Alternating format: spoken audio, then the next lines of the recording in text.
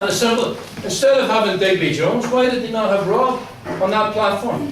Why, if they want to have a campaign to fight for jobs, why did they not have the three conveners from the three Vistian factories who've been leading the actual struggle for jobs on the ground speaking on that demonstration? It would have been a bigger demonstration if they'd advertised it in workplaces with those speakers than with Digby Jones of the CBI speaking. So those are issues I think that we have to take up, and they're of crucial importance because the gauntlet has been thrown down for the very reasons that John mentioned.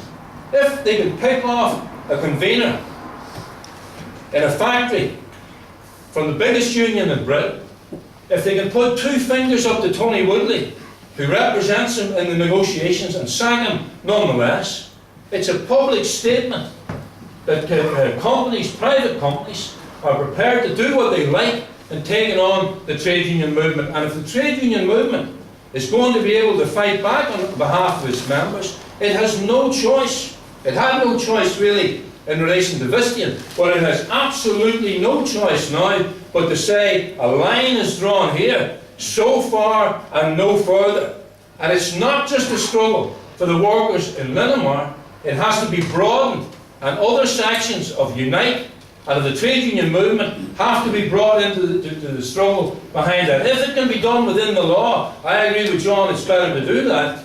But if it's impossible to defend these conditions within the framework of Tory legislation, and it means that the trade union movement is going to have a massive setback as a result of that, then if bad laws mean that we can't fight, then the movement has to take on and break those laws, as the Vistian occupation broke the law, and bring the might of the trade union movement behind that.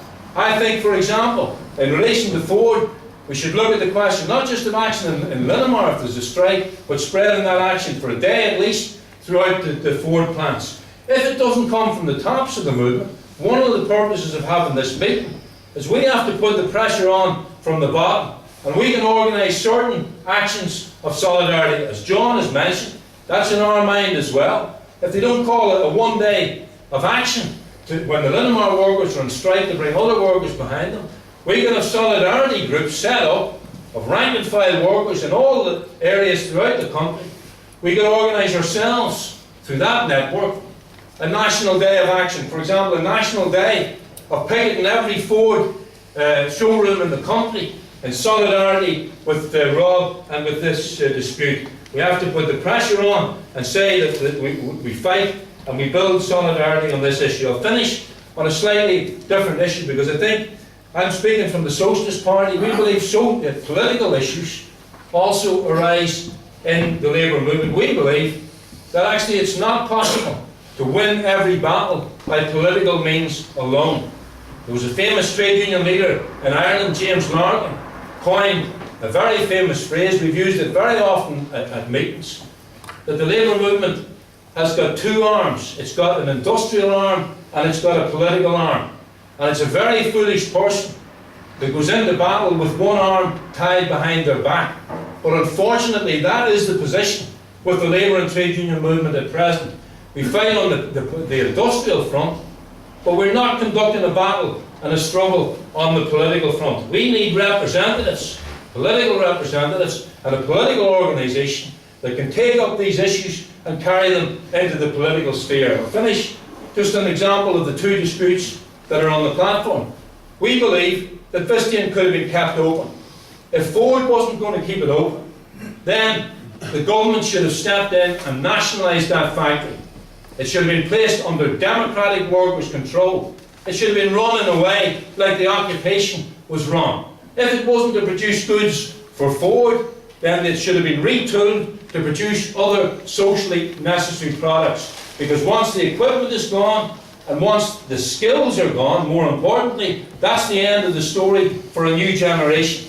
But there wasn't a single party who's prepared to take up that issue and fight for nationalisation of that industry. And now that factory, unfortunately, is going to close. Now the politicians here came on board, pointed the finger at Ford, and were prepared to take action alongside the Vistian workers, and that is good. But we think it should have gone further. And I think the NCP gives an example of the limitation of the politicians here on these issues and why we need politicians that represent our interests. Because the NCP dispute could be resolved very quickly. It could be resolved in a few days, not by the union, or not by the union alone, but by the people who are sitting up in that assembly. They could play Pontius Pilate over Vistian and say it's all the responsibility of Ford. They can say this is the responsibility of NCP, a private company. But why is NCP there? Because it was privatised by the previous administrations.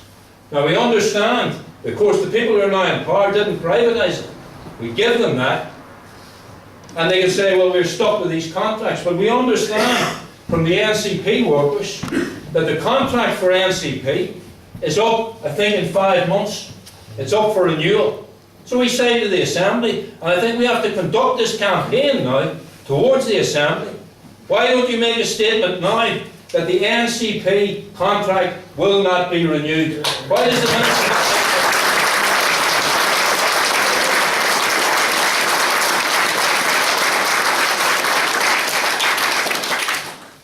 Why don't you, instead of saying 26 workers have been given the boot, give NCP the boot.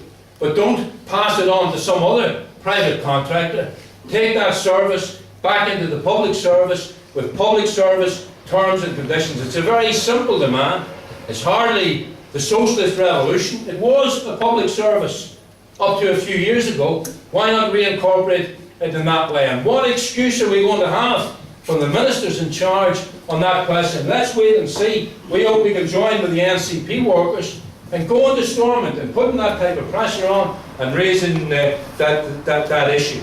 But I'll finish on that. I think these issues are all linked, and we want to see in Northern Ireland now, from the top of the trade union movement, but also from the bottom, workers coming together who've been involved in struggle, who've learned the lessons, and a kind of a network of solidarity, the embryo, if you like, of what they have in Britain, of a shop steward activist network, so we can concretely give support and solidarity to other workers in struggle.